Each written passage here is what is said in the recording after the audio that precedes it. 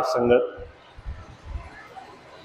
बहुत सुंदर आज की शुभ घड़ी है। बाबा सावन सिंह जी महाराज के जन्म दिवस का पावन दिन है। इस दिन एक संत का, एक ऐसे महापुरुष का संसार में जन्म हुआ जिसने आज के समय में हमारे और आपके जीवन में सहज भक्ति की नींव रखी। आप और हम अगर आज ये कल्पना कर पाते हैं कि हम भजन सिमरन करें, भक्ति भाव में लगें, हमारा रास्ता इतना मुश्किल ना हो, हम गुरु मत में आसानी से सहजता से लग सके, तो ये बाबा सावन सिंह जी महाराज की देन रही। बाबा सावन सिंह जी महाराज गृहस्थी महात्मा थे। उनसे पहले उनके गुरु बाबा जयमल सिंह जी महाराज, उन्होंने भक्ति को, साधना को बहुत संयम से, धैर्य से जीवन में पाया था। इसके लिए उन्होंने बड़ा कठोर तप किया, घंटों घंटों ध्यान किया, खूब साधना करी। बाबा जयमल सिंह जी महाराज के बारे में कहा जाता है, जितना काम उन्हें संसार में अपनी आजीविका के लिए करना था, उसके बाद का सारा समय वो ज्यादा से ज्यादा भजन में दिया करते थे। घंटों घंटों की साधना, हर दिन अपने शरीर को श्रम से, तप से, कि मुझे किसी भी तरीके से संसार का आलस्य, दुनिया की कमजोरी, बाहरी चीजों का कोई बंधन भजन से डिगा ना सके। इसके लिए बाबा जयमल सिंह जी महाराज ने बड़ा कठोर तप किया। अपने बाल बांध करके कि नींद ना जाए, छोटे गड्ढे खोद करके कि आराम, सुकून, सुविधा ना रहे, जंगलों में, बियाबानों में, एकांत में जा करके उन्होंने साधना करी। अगर वो साधना का पथ हमारे लिए मार्गदर्शक होता आज के समय में, गुरु जी हमें तभी शिष्य बनाते जब हम घंटों साधना कर पाते, तो हम अपने जीवन में आज के समय में भक्ति क्या होती है, साधना क्या होती है, लाखों में, करोड़ों में बहुत गिने चुने लोग ही उसे कर पाते। इस कलयुग में हमारा और आपका कल्याण कैसे होता? बाबा सावन सिंह जी महाराज ने वो नींव रखी। उन्होंने प्रेम, भक्ति, सहज मार्ग हमें दिया। हम और आप अपने गृहस्थ में, बहुत व्यस्त जीवन में, जहां चारों तरफ संसार की अनगिनत परेशानियां हमारे जीवन में हावी रहती है, अगर हम अपने ही जीवन को झांक कर देखें, कोई हमसे पूछे कि क्या हम सुखी हैं, क्या जीवन में आराम है, क्या जीवन में ठहराव है, कोई परेशानी तो नहीं है, तो हर एक इंसान दुनिया की अनगिनत परेशानियों से जूझ रहा है। परिवार के दुख अलग, संसार के दुख अलग, धन को लेकर दुख अलग। जहां 24 घंटे हम जूझ रहे हैं संसार में, हम भक्ति कैसे कर पाते, हम साधना कैसे कर पाते, हम उस परमात्मा से कैसे लग पाते? बाबा सावन सिंह जी महाराज ने उसकी नींव रखी। उन्होंने प्रेम भक्ति, उन्होंने सहज भक्ति, उन्होंने सेवा से, सत्संग से लोगों को जोड़ने का साधन बनाया। आज हम और आप जो अपने जीवन में सहज मार्ग पर चलते हैं, स्वामी जी महाराज जो हमें कहते हैं, चलते फिरते याद किया करो, जो सेवा का साधन स्वामी जी महाराज देते हैं, जो हमारे जीवन में सत्संग में लग करके अपने मन को बदलने का साधन देते हैं, ये बाबा सावन सिंह जी महाराज की देन है। तो ऐसे महापुरुष का आज हम जन्म दिवस मना रहे हैं, ऐसे महापुरुष को याद कर रहे हैं, ऐसे संत को याद कर रहे हैं जिन्होंने अपने जीवन में हमें और आपको अपने जीवन से भक्ति करने का रास्ता दिया। पर जहां ये रास्ता बड़ा आसान मालूम पड़ता है, अगर किसी सांसारिक पुरुष को कहो कि हमारे यहां गुरुजी कैसे नाम दीक्षा से जोड़ते हैं, तो लोग आश्चर्य मान जाते हैं। जब किसी को कहो कि भाई कितने घंटे साधना करते हो, और आप कहे कि हमारे स्वामी जी तो कहते हैं चलते फिरते याद कर लिया करो, प्रेम बनाकर रखो, सेवा कर लिया करो, सत्संग से जुड़े रहो, थोड़ा थोड़ा भजन करते रहो, तो सांसारिक लोग इसे बड़ा आश्चर्य की दृष्टि से देखते हैं। इतना आसान भी भक्ति हो सकती है क्या? इतना आसान तरीका भी हो सकता है क्या? पर पूर्ण गुरु की, एक प्रभु प्राप्त योगी की ये दया मेहर होती है, वो अपनी दया मेहर से जीवों को तारने के लिए आता है। हम अपने आप उस प्रभु को नहीं पा सकते। मैंने कई बार देखा, बहुत से भाई बहन आते हैं, कहते हैं हमारा भजन नहीं बनता, हमें रोशनी नहीं दिखाई देती, हमें आवाज नहीं दिखाई सुनाई देती, हमें स्वरूप नहीं आता। मैंने कहा ये तुम्हारा काम कब से हो गया कि तुम ये सब लो? एक मनुष्य के हाथ में, एक साधारण इंसान के हाथ में क्या शक्ति है कि वो अपनी शक्ति से उस परमात्मा को खींच सके अपनी तरफ? क्या हम आंखें बंद करके कह सकते हैं कि परमात्मा हमें आज ही दिखे? क्या हम ये कह सकते हैं कि वो हमें अभी अनुभव दे? जब भी परमात्मा की कृपा होती है, उसकी अपनी ही दया दृष्टि से होती है। हम उसे जानबूझकर जबरदस्ती नहीं खींच सकते, हम उसे अपनी ताकत से अपने पास नहीं बुला सकते। इसलिए सदगुरु की ये दया होती है, वो अपनी दया का दान बख्शते हैं। और उनकी दया जब होती है किसी सहज साधन से, किसी आसान तरीके से, किसी सरल तरीके से ही वो हमें हमारे जीवन में बहुत कुछ सिखाने के लिए आते हैं। पर जहां महापुरुषों ने साधन को सहज बनाया है, वहां इसमें ईमानदारी बरतने, इसमें पूरी इच्छा शक्ति से लगने की भी बहुत सरल भाव से हिदायत दी है। हालांकि है बहुत आसान तरीका, पर फिर भी ईमानदारी से करना पड़ेगा। प्रेम भक्ति बहुत आसान है, गुरु जी से प्रेम करो, मन उधर जुड़ा रहे। पर प्रेम बनाना, प्रेम जोड़ना, प्रेम में आना भी आसान नहीं है। महाराज जी कहा करते थे कि प्रेम छुपाया ना छुपे, जाघट प्रगट होए, जापे मुख बोले नहीं, नैन देत है रोए। अगर मैं कहूं कि प्रेम प्रभु से मिलने का रास्ता है, तो प्रेम को आप कैसे दुनिया के सामने बताओगे? हम गुरु से प्रेम करते हैं, ये कैसे बताया जा सकता है? या तो आप बड़ी बड़ी बात करोगे कि हमने 40 साल गुरु जी के साथ गुजार दिए, या फिर बड़ी बड़ी बात करोगे हमें ये मिल गया, वो मिल गया। कबीर साहब कहते हैं ये सब प्रेम की परख नहीं है। तुम्हें क्या मिल गया, क्या नहीं मिला, ये गुरु भक्ति, गुरु प्रेम की परख नहीं है। तुम कितने साल गुरु जी के पास आते रहे, ये गुरु प्रेम की परख नहीं है। गुरु प्रेम की परख है कि जब तुम इन्हें याद करो, तुम्हें उनकी याद में अंदर से तुम्हारे आंसू निकलने लग जाए। तुम उनको याद करो और तुम्हारा मन द्रवित हो जाए, तुम्हारा ध्यान उधर जाए और तुम दुनिया को भूल जाओ। तुम्हारे दिल में एक घड़ी उनकी याद आए और तुम्हें दुनिया की चीजों से उस घड़ी, उस क्षण कोई वास्ता ना हो।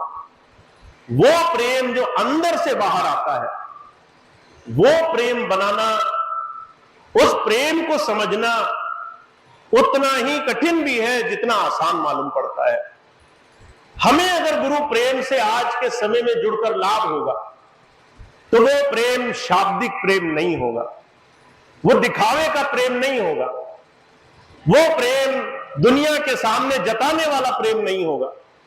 लोग हमारे प्रेम को जाने ये जरूरी नहीं है, वो प्रभु हमारे प्रेम को स्वीकार करे ये ज्यादा जरूरी है। और उस प्रेम के लिए दो बहुत जरूरी हिस्से हैं। पहला हिस्सा है आपका समय। जब आप किसी से प्यार करते हो तो आप उसको समय देते हो।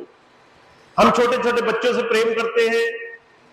अगर हम कहें हम बच्चों से प्रेम करते हैं, बच्चे हमारे सामने खेल रहे हो और आप उनको नकार दें, उनके पास न जाएं, आप उनको गोद में ना उठाएं, थोड़ी देर उनसे खेले नहीं, तो कोई मानेगा नहीं कि आप उनसे प्रेम करते हो।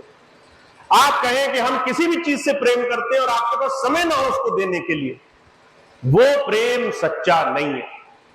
जिसे आप प्रेम करते हो उसके लिए समय देने की जरूरत नहीं पड़ती, सारा समय उसी का है।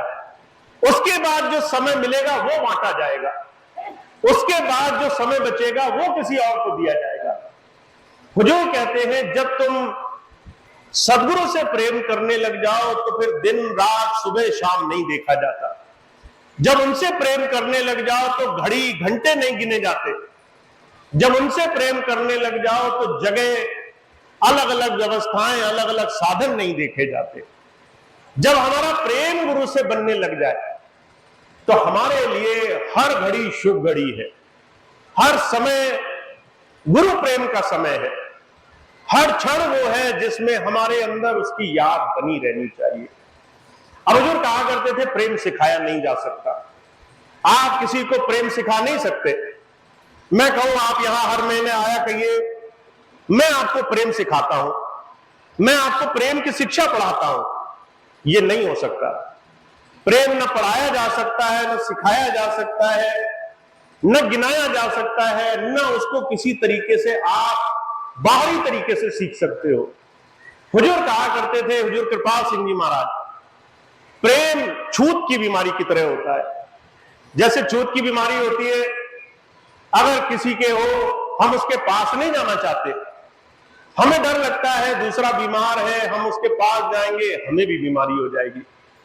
प्रेम ऐसे ही हमारे अंदर संक्रमण से, हमारे अंदर प्रेम भाव नजर से आता है। जिसके अंदर प्रेम है उसको एक पल देखने से हमारे अंदर प्रेम आता है। अगर हम तैयार होंगे, अगर पात्रता होगी तो एक क्षण में प्रेम पैदा होता है।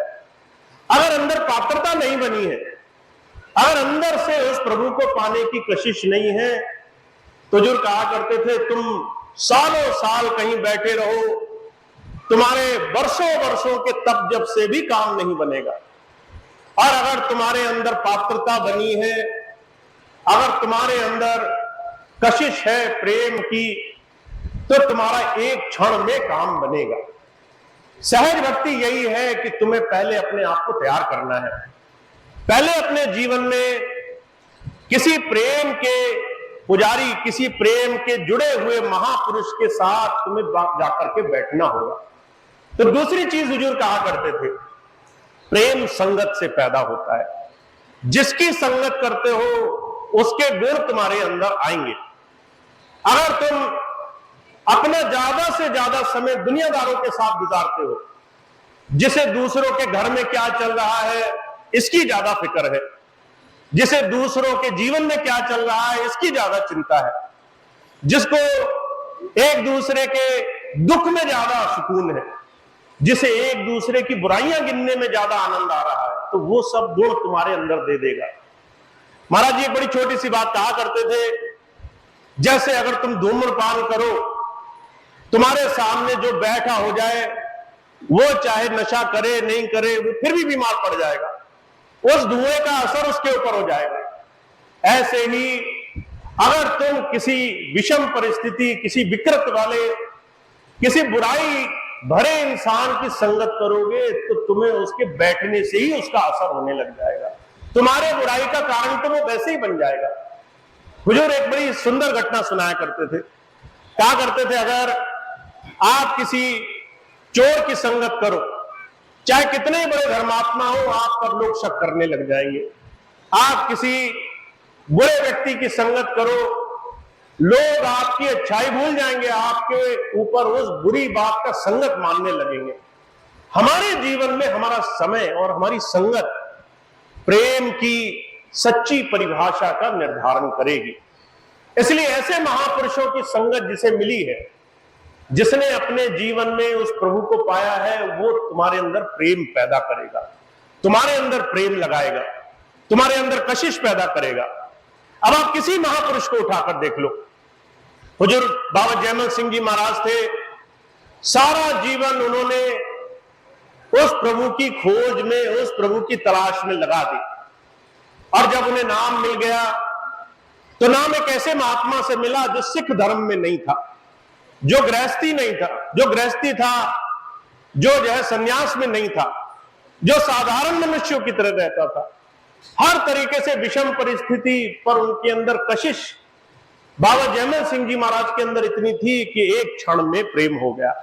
अपने गुरु को एक क्षण में उन्होंने मन में बसा लिया। और उसके बाद खुमारी ऐसी रहती थी कि वो घंटों घंटों नहीं, दिनों दिन साधना में बैठे रहते थे। साधना में बैठने के लिए कोई श्रम नहीं करना पड़ता था। जहां प्रेम हो जाता है वहां उस मालिक को याद करने के लिए मेहनत नहीं करनी पड़ती। जहां मेहनत करनी पड़े वहां तैयारी अभी पूरी नहीं है। वहां आप जबरदस्ती गड्ढा खोद रहे हो, वहां आप जबरदस्ती जोर लगा रहे हो। आपने अभी अंदर प्रेम को, उस प्रेम की सच्ची भावना को जीवन में नहीं अपनाया। आप किसी भी महापुरुष के जीवन को देखो, मीराबाई हुई, प्रेम से उनके अंदर श्री कृष्ण आए, प्रेम से उन्हें आगे गुरु मिले। दूसरे महापुरुष आए, प्रेम था तो गुरु के चरणों में बैठने का सौभाग्य मिला। हम और आप अगर अपने हर दिन में गुरु से जुड़ेंगे तो सिर्फ अपने प्रेम के कारण जुड़ेंगे। वो प्रेम ही है तो तुम्हें नाम पर बिठाएगा, ये प्रेम ही है जो तुम्हें ध्यान में आगे ले जाएगा, उस गुरु चरणों में जोड़ेगा। तो स्वामी जी महाराज सिर्फ एक बात कहते हैं, हमारे जीवन में उस प्रभु की भक्ति जो बाहर दिखाई देती है वो बाहर से शुरू नहीं होती। उसकी शुरुआत हमारे अंदर, हमारी विरह वेदना से शुरू होती है। अगर आप अपने अंदर नहीं झांक कर देखोगे तो बाहर परिवर्तन नहीं दिखाई देगा। अगर आज आपको असर नहीं दिखाई देता तो कारण है अंदर हमने अपने आप को बदलना नहीं शुरू किया, हमने अपने अंदर से उसको पाने के लिए अभी चलना नहीं शुरू किया। और जो एक ही बात बार बार कहते हैं, हमारे जीवन में अगर हमने आज के इस घोर कलयुग में अपने जीवन को किसी भी महापुरुष के साथ जोड़ना है तो हमें सबसे पहले अपने आप को देखना जरूरी है। हम किधर जाते हैं, हम क्या करते हैं, हम कहां ज्यादा समय गुजारते हैं, हमारे मन में किन चीजों की याद ज्यादा जुड़ी रहती है। जिन चीजों की याद रहेगी वही चीज तुम्हारे जीवन में आएंगी। कबीर साहब ने क्या कहा, कामी का गुरु कामनी, लोभी का गुरु दान, कबीरा का गुरु संत है, नित जपावे नाम। जिसके मन में जैसी भावना वही उसका गुरु। अगर तुम्हारे मन में भावना धन की है, पैसा कमाने की है, तो समझ लो तुम्हारे दिल में जिसकी भावना जुड़ी है उसी को तुम गुरु मानते हो, धन को ही तुम अपना गुरु माने बैठे हो। अगर तुम्हारे जीवन में संसार की वस्तुएं पाने की चाह है, अगर परिवार की चाह है, अगर दुनिया की और बड़े बड़े ऐश्वर्य की चाह है, जैसे जैसे भावों में तुम डूबे हो वैसे वैसे ही तुम्हारे जीवन में तुम्हें फल मिलेगा। वही तुम्हारा प्रेम की सच्ची परिभाषा है। तो महाराज जी सिर्फ एक बात कह रहे हैं, कहते आज के समय में अपने आप को परखना बड़ा जरूरी है। संसार में तुम्हें सच कोई नहीं बताएगा, कोई तुमसे आकर नहीं कहेगा कि तुम अपना समय बर्बाद कर रहे हो, कोई नहीं कहेगा कि तुम अपने अंदर से अभी गुरु के लिए पूरे लगन भाव से नहीं बैठे। लोग तुम्हारी बड़ी बड़ाई करेंगे। अगर तुम सत्संग में आओगे तो सत्संग में भी लोग बाहरी चीजें देख करके तुम्हें चने के झाड़ पर चढ़ाने की कोशिश करेंगे। तुम करोगे एक, वो गिनाएंगे 100। तुम जरा सा करोगे, वो जो है तुम्हारी बड़ी तारीफ करेंगे, खूब आवाही करेंगे, और जितना वो तुम्हें ऊपर चढ़ाएंगे उतनी ही जल्दी तुम्हारे गिरने के साधन बनेंगे। इसलिए हुजूर कहते हैं अपने जीवन में अपने आप पर नजर रखना बड़ा जरूरी है। तुम्हारे अलावा तुम्हें और कोई सच नहीं बोलेगा। तुम संसार में जिससे मिलोगे वो तुम्हें किसी न किसी बनावटी बात को बोलेगा, सिर्फ तुम अपने आप से सच बोलोगे। इसलिए अपनी आवाज को, अपने मनोवृत्ति को, अपने अंतर आचरण को थोड़ा सा सच्चा पुख्ता करना शुरू करो। अपने आप से सच बोला करो। और अपने आप से जिस दिन तुम सच बोलने लग जाओगे, जिस दिन अपने जीवन को झांकने लग जाओगे, जिस दिन देखोगे तुम्हारा ध्यान कहां लगा रहता है, पूरे दिन में तुम्हें गुरु जी की याद आई भी कि नहीं आई। तुम कहते तो हो गुरु जी से प्रेम करते हो, पर पूरे दिन तुमको उनको याद करने का समय नहीं मिला, फुर्सत नहीं मिली, टाइम ढूंढना पड़ रहा है। लोग कहते हैं भजन के लिए समय नहीं मिलता। अगर तुम्हें समय ढूंढना पड़ रहा है तो फिर अपने आप से सच बोलो। तुम गुरु जी को प्रेम करते तो हो, पर वो प्रेम अभी हृदय की गहराइयों में नहीं गया। और यही कारण है गुरुजी तुम्हारे अंदर अभी तक विराजमान नहीं हुए, अभी तक तुम्हारे अंदर उनका दर्शन नहीं मिलता। तुम्हें अभी भी उनको पाने की चाह बनी हुई है, पर तुमने अभी तक उस दिशा में बढ़ना नहीं शुरू किया। का सामान 100 बरस की पल की खबर नहीं, आगा अपनी मौत पर कोई बसर नहीं। अगर चाहते हो जीवन में महापुरुषों के सानिध्य का लाभ उठाना, तो समय का सम्मान करना शुरू करो, समय का ध्यान रखना शुरू करो। तुम्हारे पास जो भी समय है वो अपने आप को बनाने के लिए है, अपने आप का निर्माण करने के लिए है। अपने आप के निर्माण में लग जाओ। जब यहां से वापस जाओ तो जितना समय संसार की चीजों में देते हो, बेशक इसमें कोई परेशानी नहीं कि तुम घर अच्छा बनाओ, अपने परिवार का लालन पालन करो, अपने बाहरी साम्राज्य के लिए, अपने ऐश्वर्य के लिए, अपने काम धंधे के लिए तुम खूब मेहनत करो, कोई परेशानी नहीं है। पर थोड़ा सा समय ऐसा निकालो जिसमें तुम देखो कि तुम किस दिशा में, किस बहाव में ज्यादा हो। अगर 24 घंटे संसार है मन में, तो गुरु प्रेम में अभी और समय देने की आवश्यकता है। ऐसे लोगों के पास बैठने की आवश्यकता है जिनके अंदर गुरु प्रेम समाया हो। उनके पास थोड़ी सोबत संगत करने की आवश्यकता है, अपनी दिनचर्या बदलने की आवश्यकता है, अपने मित्र संगी साथी बदलने की आवश्यकता है। उनके साथ मत बैठे रहो जो तुम्हें दुनिया की बातें बताते रहे।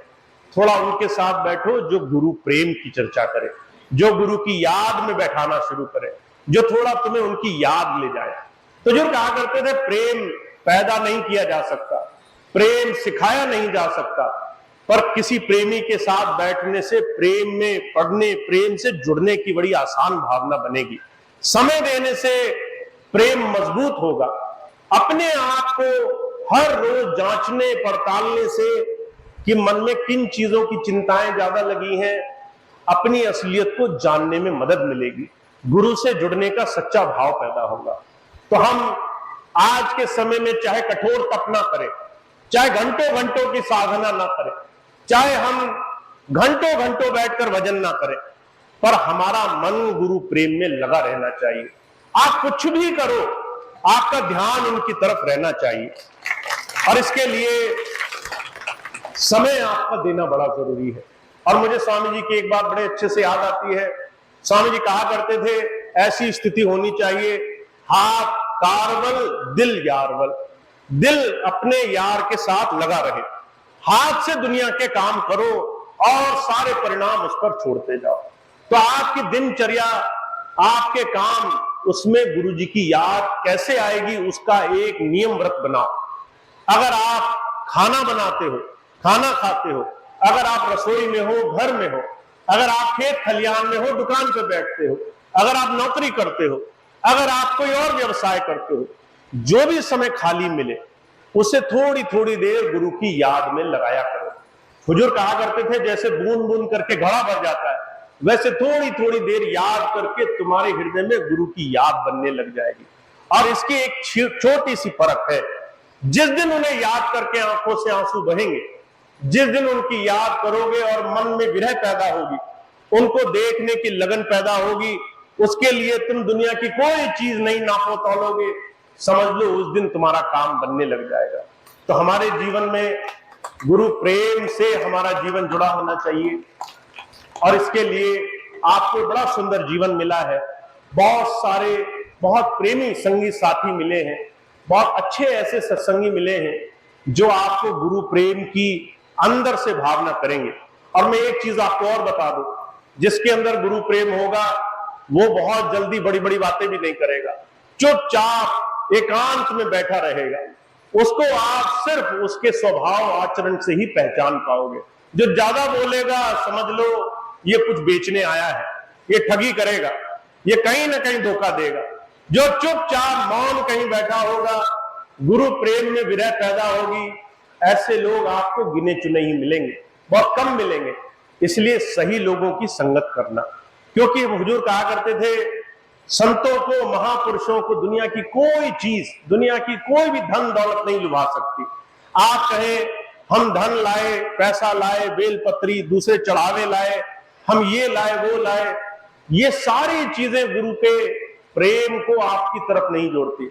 सिर्फ उनका हमारे हृदय में भाव हो, उनकी याद हो, उनको सच्चे दिल से प्रेम करने की भावना हो। ये छोटी सी चीज ऐसी है जिसके लिए गुरु सब कुछ देने को राजी हो जाता है। तो आप पहले प्रेम से उन्हें अपना लें, पहले उन्हें अपने हृदय में बसा लें, पहले उन्हें अपने हृदय में ऐसा स्थान दें कि वो हमारे सब कुछ बन जाए। गुरु अर्जुन देव जी महाराज ने कहा है, गुरु तुम्हारा सब कुछ बन जाए, ऐसा जीवन बना लो। पहले गुरु से नाता रखो। कहा, तू मेरा पिता, तू है मेरा माता, तू मेरा बंधक, तू मेरा भ्राता, तू मेरा राखा, सबने थाई ता भव केड़ा ताड़ा जियो। कहते तू मेरा पिता भी है, माता भी है, बंधु भी है, सखा मित्र, सब कुछ तू ही है। तू ही मेरा सब कुछ है, रक्षक भी तू ही, और जीवन में हर एक दुख सुख से निकालने वाला भी तू। कहते जब मैं ऐसा तुमको अपना मान लूंगा तो फिर मुझे डर किस बात का, मुझे फिर संसार में डराने वाला कौन है? सब कुछ तो तुम ही हो, दुनिया में अच्छे बुरे सुख दुख में हर चीज में तुम हो। अगर मैं तुम्हें सब जगह देख रहा हूं तो फिर मुझे डर किस चीज का लगेगा? मुझे संसार में कोई चीज भी डरा नहीं सकती। तो जो कहा करते थे, ऐसा हमारा संबंध, प्रेम, ऐसा जुड़ाव ऐसे महापुरुषों से होना चाहिए।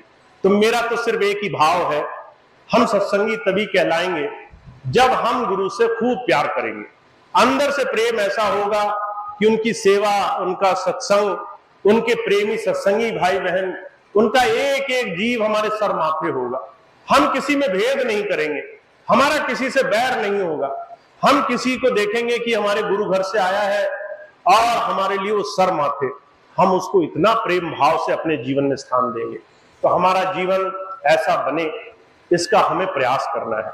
और मैं सिर्फ एक चीज जानता हूं, इसके अलावा जो कुछ भी की जाए चीजें, संसार की बड़े बड़े चीजों में आप लगे रहें, उसका उतना मोल नहीं है।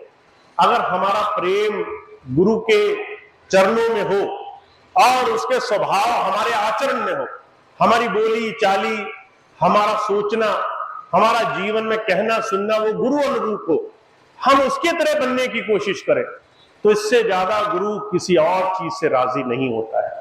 तो आज बाबा जी के जन्म दिवस के इस पावन अवसर पर हमें थोड़ा सा मन में प्रेम भाव भरना है, थोड़ा दिल में उनका शुक्रिया अदा करना है और जीवन में एक छोटी सी बात लेकर आगे चलना है कि हम पहले अपने गुरु महाराज से जुड़ेंगे, उनको इस तरीके से जीवन में अपना लें कि हमारे हर एक काम, हर एक दुनिया के साधन में उन्हीं का भाव बना रहे। तो ये एक छोटा सा प्रयास हमें करना है कि हमारा स्वभाव, हमारा आचरण बोले कि मैं गुरु से जुड़ा हूं, मेरा गुरु से प्रेम है, गुरु से जुड़ाव है, ये हमारे आचरण से हमें पता चले। तो ये छोटा सा प्रयास सभी सत्संगी भाई बहन करते रहें, सभी माताएं बहनें, सभी भाई अपने जीवन को ऐसा बनाते रहें, गुरुमय होते रहें, ज्यादा से ज्यादा सत्संगी होने का प्रयास करते रहें, क्योंकि इसी से हमारे जीवन का कल्याण है, इसी से हमारे जीवन में हमारे जीवन का सच्चा लाभ छुपा हुआ है। तो ये हुजूर के जन्म दिवस के पावन अवसर पर आप सभी के लिए स्वामी जी की थोड़ी सी बात थी। अब इतनी बात कह के मैं अपनी बात समाप्त करूंगा। आज का सत्संग कार्यक्रम समाप्त होगा। 2-3 सूचनाएं और हैं, 5 मिनट का समय मैं और लूंगा, उसके बाद आज का कार्यक्रम समाप्त होगा। सबसे पहली बात तो ये, आज का एक कार्यक्रम आप सभी हुजूर बाबा सावन सिंह जी महाराज के जन्म दिवस की याद में मना रहे हैं।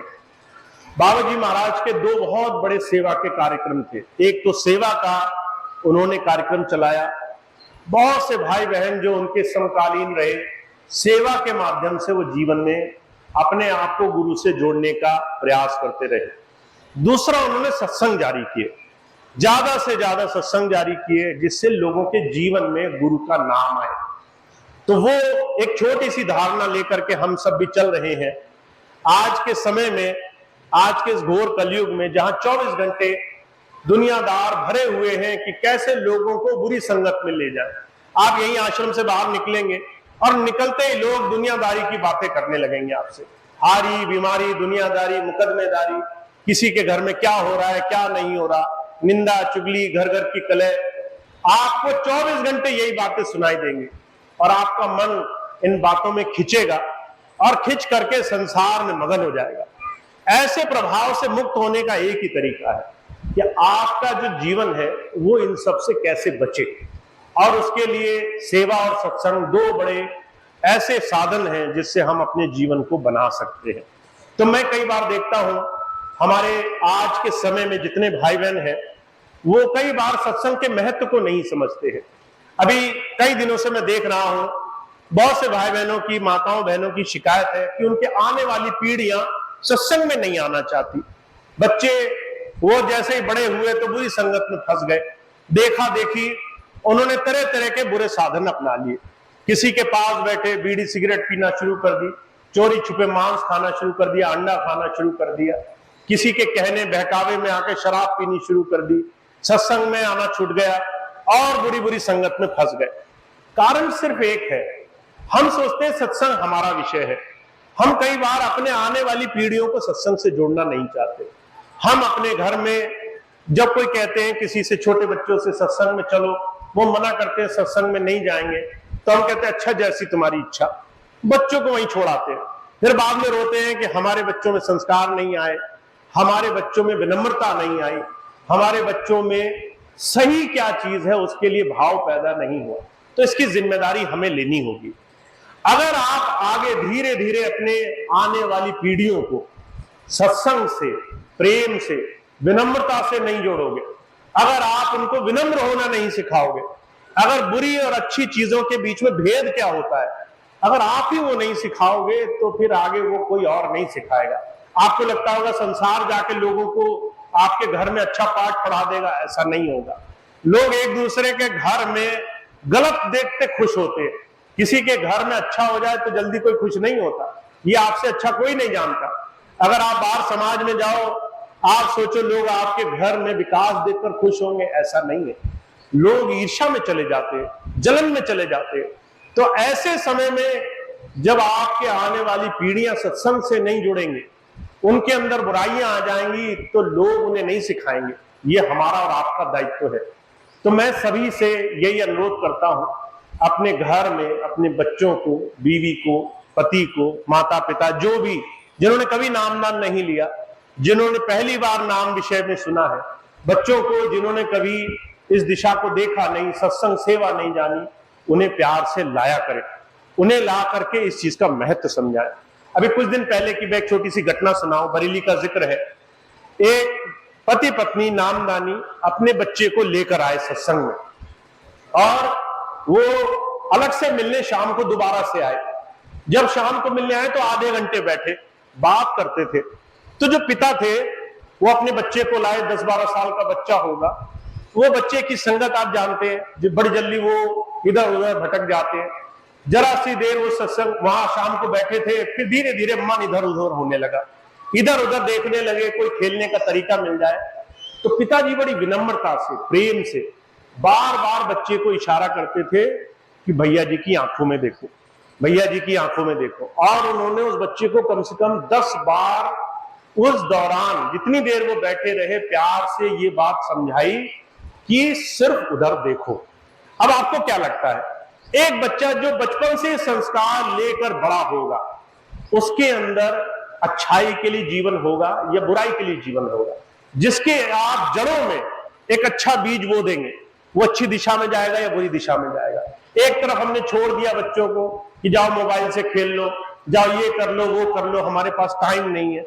एक तरफ वो पिता है जो समय लेकर अपने बच्चों को लेकर आ रहा है, सत्संग में भी, शाम को मिलाने भी, और पूरा टाइम कोशिश कर रहा है बच्चे का ध्यान इस महत्व पर हो कि अच्छाई क्या होती है। तो हमारा एक दायित्व बन रहा है आज के समय में कि अपने आने वाली पीढ़ियों को, अपने बच्चों को, अपने और दूसरे तमाम परिवारजनों को हम सत्संग के और सेवा के महत्व से जोड़े, उनका सहारा बने, उनको एक बार इस दिशा में लेने के लिए थोड़ा सहयोग करें। अगर हम नहीं करेंगे और दूसरे से उम्मीद करेंगे तो ऐसा नहीं होगा। तो महाराज जी एक ही बात कहते थे, चैरिटी बिगिंस एट होम। अगर तुम्हें अच्छाई करनी है तो घर से करना शुरू करो। बाहर जाकर तुम सन्यासी बन गए और घर में तुमने हाहाकार मचा दिया, घर में आकर के तुमने सारे घर को उलट पलट कर दिया, तो इससे कुछ काम नहीं बनेगा। पहले घर में संत बनो, फिर बाहर में तुम्हारी लोग बड़ाई करेंगे।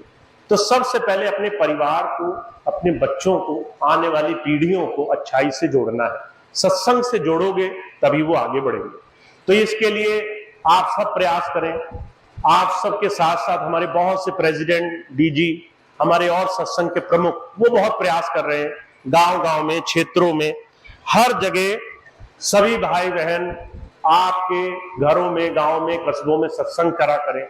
सत्संग के लिए एक छोटी सी व्यवस्था जोड़ी गई है कि जितने भी भाई बहन सत्संग के लिए किसी भी तरह का भार मानते थे, अभी पिछले दिनों हम देवरिया गए और वहां आसपास गए तो मैंने वहां कहा कि सत्संग करने जरूर जाया करें।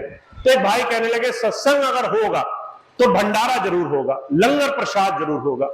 तो मैंने कहा अगर लंगर प्रसाद के लिए किसी को बाध्य करोगे, कोई गरीब है, कोई सक्षम नहीं है, किसी के पास देने को नहीं है, तो वो तो कभी सत्संग ही नहीं करा पाएगा। और अगर वो सत्संग नहीं करा पाएगा तो गुरुजी कभी सत्संग नहीं करेंगे उसके यहाँ क्या। तो वो भाई सोचने लगे। मैंने कहा किसी को बाध्य मत करो, कोई लंगर करा पाए कोई बात नहीं, नहीं करा पाए तो भी सत्संग करो, कोई सेवा दे पाए नहीं दे पाए तो भी सत्संग करो, कोई पानी भी नहीं पिला पाए तो भी सत्संग करो। सत्संग के लिए ऐसा प्रेम भाव होना चाहिए। तो हमारे जितने भी सत्संगी अभी प्रमुख हैं, जो सत्संग की जिम्मेदारी जिनके ऊपर है, वो गांव गांव जाते हैं, सत्संग करते हैं, वहां की सेवा वहीं आयोजकों को सौंप आते हैं कि आप पहले अपने खर्चे देखिए, अपने सत्संग संबंधी खर्चे पूरे करिए, अगर वो नहीं कर पाए तो भैया जी को सेवा दीजिए। तो सत्संग को इतना सुलभ बनाया है तो आप उसका लाभ उठाइए। ज्यादा से ज्यादा सत्संग से खुद जुड़िए, अपने परिवार को जोड़िए, अपने आने वाले, अपने आसपास, अपने प्रेमियों को जोड़िए, जिससे लोगों के जीवन में अच्छाई बने। तो ये बहुत खास चीज है, इसका थोड़ा सा ध्यान रखना है। दूसरी एक खास बात उन तमाम सत्संग प्रमुख के लिए है जो जगह जगह सत्संग करते हैं। तो एक तो हमारे क्षेत्रों में डिस्ट्रिक्ट गवर्नर है। डिस्ट्रिक्ट गवर्नर कम से कम 10, 15, 20 सत्संग करते हैं महीने में। उसके बाद प्रेसिडेंट है, हर एक डिस्ट्रिक्ट गवर्नर के पास 5-5, और हर एक प्रेसिडेंट को 5-5 सत्संग करना कम से कम अनिवार्य है। ज्यादा वो कितने भी कर सकते हैं, 5 सत्संग करना अनिवार्य है। तो उसके लिए सभी को एक विनम्र अनुरोध किया गया था कि वो एक फॉर्म जो कार्यालय से मिलता है, कहां कहां आपने सत्संग किया, किसने सत्संग कराया, उसका फोन नंबर और वहां कितनी संगत आई, इस तरह का एक फॉर्म 3 कहलाता है, वो हर महीने भर करके अपने डिस्ट्रिक्ट गवर्नर को देना अनिवार्य है। दुर्भाग्य की बात है, पूरे पीलीभीत, बिलसंडा, बीसलपुर में अभी मेरे पास सिर्फ पुत्तूलाल जी का ही वो खाता आया है। बाकी सभी भाई बहन इंतजार में है शायद कि और सत्संग बढ़ जाए, तो खूब सत्संग बढ़ा लीजिए, पर हर महीने ये खाता हमें मिले।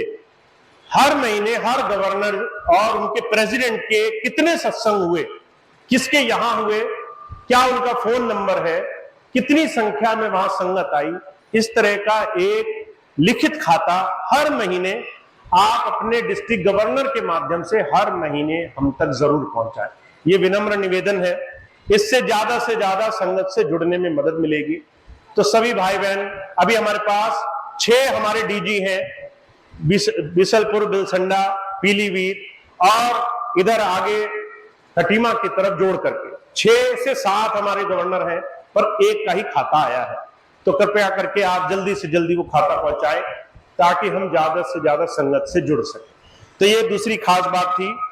अब आखिरी सूचना ये है, अगले महीने का, अभी आज का सत्संग और कल का सत्संग, कल के सत्संग के बाद कुछ समय के लिए मैं आपसे दूर हूं। सितंबर के महीने में दोबारा आपसे भेंट होगी। इस दौरान जो मासिक सत्संग पीलीभीत का और बरेली का पड़ेगा, वो जो मासिक तिथि है वो थोड़ा जल्दी पड़ जाएगी और उसके ठीक एक हफ्ते बाद दोबारा से सत्संग यहां हो, ऐसी व्यवस्था यहां पर है। तो आप सभी भाई बहन जो अगले महीने मुझसे सत्संग के माध्यम से मिलना चाहते हैं, उनके लिए छोटी सी व्यवस्था रखी गई है। 24 अगस्त का पीलीभीत का मासिक सत्संग पड़ेगा। आखिरी जो रविवार से पहले शनिवार आता है वो 24 अगस्त का है।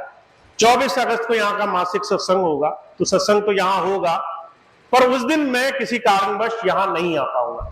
मैं यहाँ पर आपसे उसके ठीक एक हफ्ते बाद, यहाँ पर 31 तारीख को, वो भी शनिवार का दिन पड़ेगा, पर एक हफ्ते बाद का पड़ेगा, 31 अगस्त को यहाँ के सत्संग को मासिक सत्संग के रूप में मनाएंगे।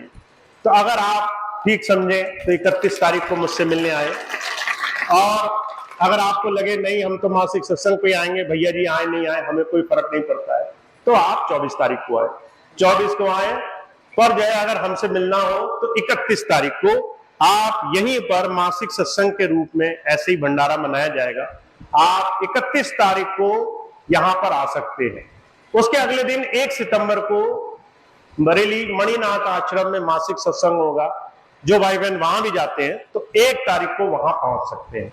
ये सूचनाएं पूरे महीने आपको दी जाएंगी ताकि आप भूल ना जाएं, आपको याद रहे, आप अगले महीने जब सत्संग की तिथि हो तो आप मिलने आ सकें और आप उसका पूरा लाभ उठा सकें।